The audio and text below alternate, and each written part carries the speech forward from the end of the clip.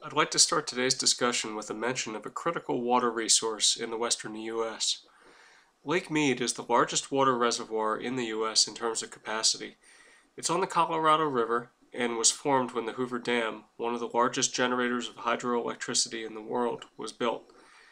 The lake is 112 miles long and when full measured a depth of 532 feet, which was a surface level that was 1,221 feet above sea level.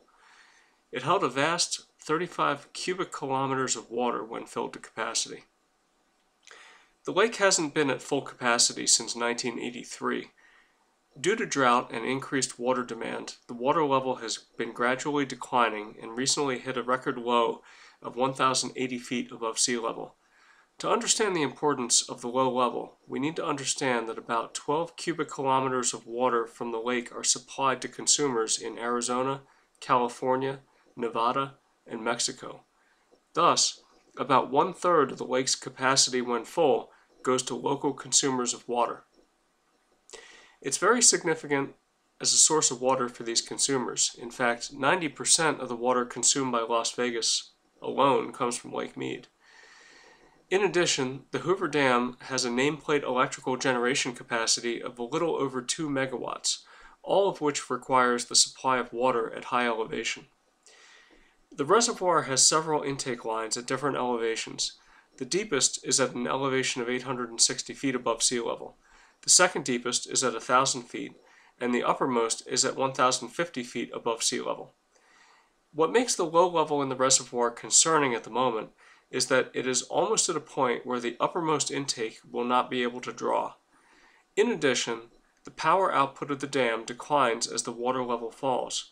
This is because the head pressure of the water at the dam's inlet towers declines and thus the flow drops off.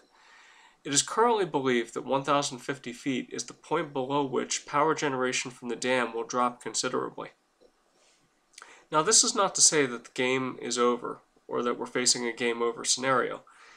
The fact that the water levels are dropping simply means that the water flow from the reservoir has on average exceeded the water flow coming into the reservoir. If the water level is below 1,075 feet on January 1st, 2016, it will trigger a federal water emergency and water rationing. Such action will curtail downstream water use such that the outflow from the reservoir will not exceed the inflow. It will certainly be inconvenient for those who got used to using a certain amount of water from Lake Mead, but it does not mean that they will not get any water at all, nor does it mean that Lake Mead alone will disappear. One way to think of it is with this very simple model. We have a big container filled with water. Inside the tank, we have at any point in time a certain amount of water, which will generally be changing with time. Into the tank, we have a flow of water coming in. Out of the tank, we have a flow of water coming out. The rate of change of water inside the tank at any point is simply the difference between what goes into the tank minus what comes out. Even if we don't have much influence over what goes into the tank, we can still control the amount of water in the tank by controlling what amount of water is drawn from the tank. Thus, so long as we can regulate the outflow, we can always avoid draining the tank completely. While thinking a little bit about the water situation in the western U.S., it got me to thinking about an analogy to our current economy and world trade. I'll discuss the analogy in a moment, but first we'll need to add one more bit of detail to our simple water system. The reservoir system that we've been discussing is not very self-regulating. The water flow coming into the reservoir is completely out of our control. The water flow out of the reservoir is simply what the consumers desire to draw from it until mandated to do otherwise. When the mandate comes as a result of crisis, it requires a very quick and abrupt change in the amount of water drawn, and thus a quick and abrupt change in the habits of the consumers of the water. Suppose there was a way to make the level in the tank a little bit more self-regulating so that imbalances would tend to naturally correct in a gradual manner. In a simple system such as regulating the water level in a tank, the easiest way to accomplish the trick is with a simple valve on the outlet of the tank. I hope the process control engineers in the audience will forgive me for what I'm doing here, but I'm trying to keep this illustration simple for the sake of analogy. Similarly, I'd ask that the non-mathematically inclined people in my audience don't stop the video here because I will describe in words what is happening, and it's the verbal description that matters and the concept, not the math. Assume that the flow of water through the valve is proportional to the quantity of water in the tank. Over a narrow range of operation, this will be more or less true. If at a given point in time the water level flowing into the tank decreases, there will be a gradual decrease in the water level. As this happens, the flow coming out of the valve at the bottom of the tank will gradually decrease. This will happen until a point in time is reached when the flow out of the bottom of the tank is equal to the flow in. And this happens when the liquid inventory reaches a level at which is equal to the flow of water into the tank divided by the proportionality constant of the valve. Notice that the liquid inventory in the tank will not run dry. The key thing to note here is that the system is naturally regulating, and the outlet will always gradually change until a point is reached where there is balance. We generally do not have this type of system when politicians are allowed to call the shots. So in the case of our Lake Mead example, the politicians will not make a change to the water allotment until there's a crisis, and then the change will be abrupt and large. So how does this relate to our current economic system? Well, now we're ready to talk about it. Back during the days of the gold standard, we did have a natural regulator that controlled trade imbalances. The natural regulator was gold. Here's how it worked. Each country had within its borders a certain amount of gold. Think about the gold as the water in the tank. The gold was a combination of gold in people's possession, gold on deposit in the banking system, and gold in the treasury. At any given point in time, there would be a value of goods flowing into the country which could be expressed in terms of an equivalent value in gold ounces. There would also be a value of goods exported by the country, which again could be expressed in terms of an equivalent value in gold ounces. If the country imported more than it exported, then the gold inside the country's borders would tend to flow out and into the borders of the surplus running country.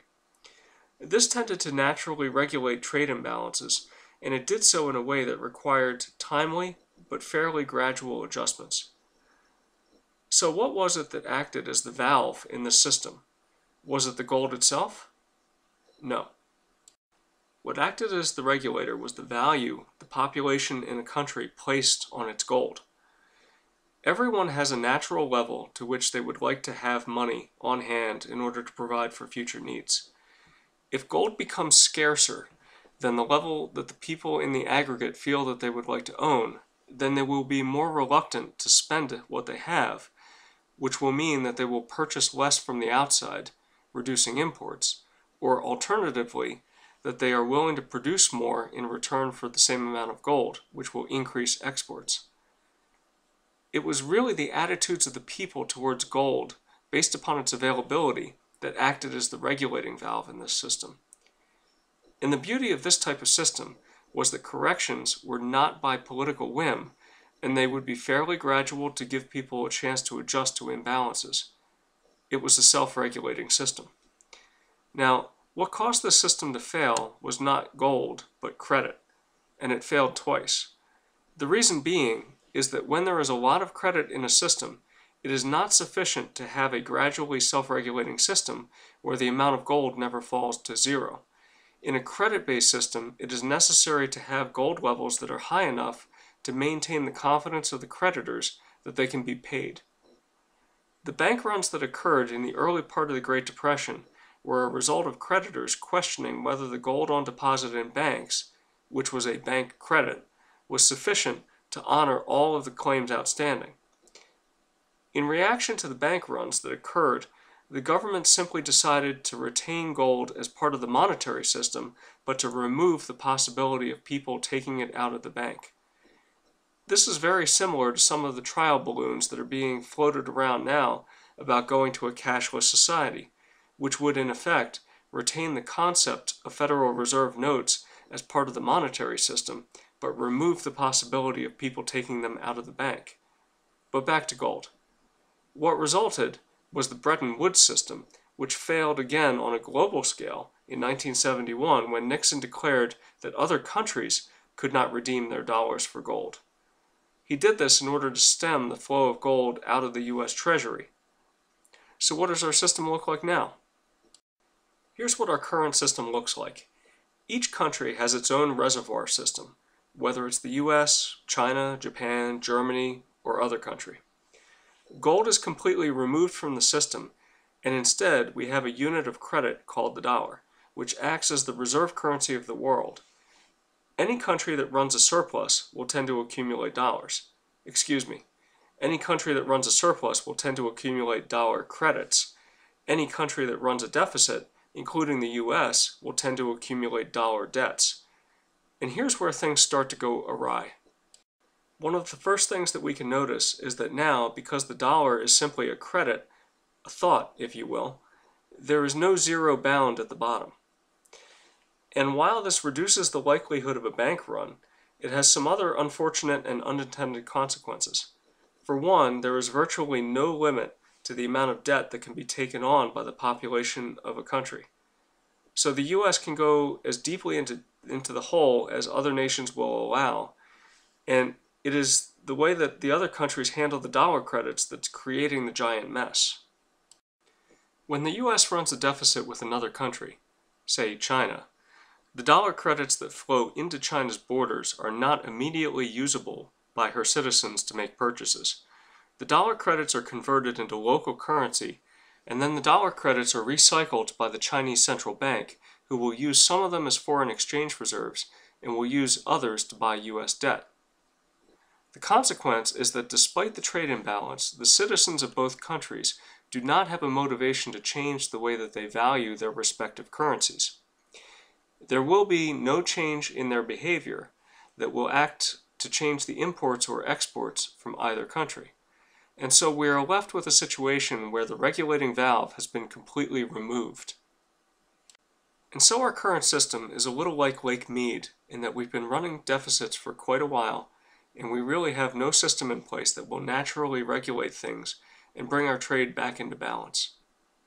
We've accumulated quite a bit of debt, and the rest of the world is sitting on some enormous dollar credits. Unlike Lake Mead, there is no strict bottom. We've already gone well below where it would have been. Common sense would dictate that a trade imbalance such as we have cannot persist forever.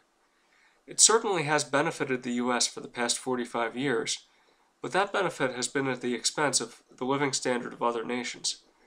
At some point, there will be an adjustment.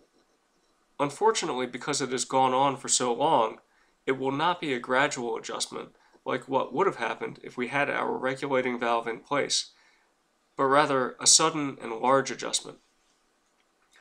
I suspect that the leaders of other nations have been working on a plan to bring back the balance for quite some time. But what has stopped them from doing it up until this point? Simply lack of a good alternative. Remember the water regulation example from a few slides ago?